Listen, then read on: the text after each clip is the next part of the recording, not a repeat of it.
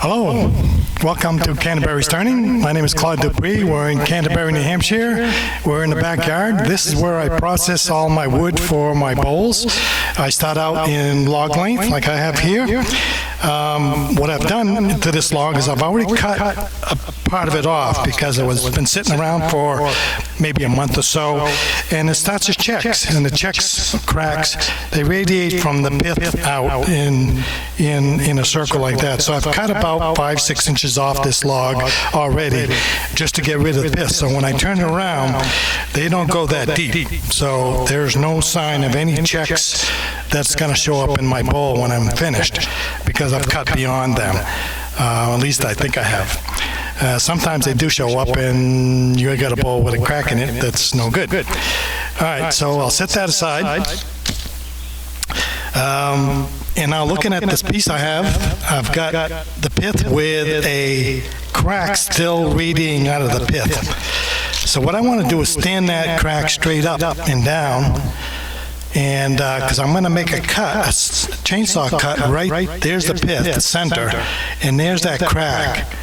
So I want to stand that up straight, and I'm going to run a chain cut right through that crack, and that way I won't have a crack either side of that for my bowl. So I think that's a good orientation there. I've got these little blocks that help this thing from moving around, and I've got a second one right here. Chuck that up, get my level, and then the reason I use a level is because I want to do the same on both sides. I want to be parallel with the pith when I make my cut. So I'll use a level to do that, and maybe there are better ways or other ways you could do it. But this is my way. So there's that center line going through the pith, and I will do the same on the opposite side, center of the pith right there, and I will make another level mark. And by using a level and coming up through the center of the pith like that, I know that I end up on this parallel with the pith at the top, at this very top where I'm going to do my cut. So I know that I'm going to be parallel with the pith when I make the cut. Now I want to make a second cut on either side here. I want to make a cut here and a cut here so that I have a flat. So when I get to the bandsaw, I have a flat end with this flat side up so that I can safely cut it on the bandsaw. So I want to get a flat there. And I'm thinking 5.5 might be a good measurement there, 5.5. And I can go as much as 6 3/4 on this side. And I'll do the same on this side, 5.5.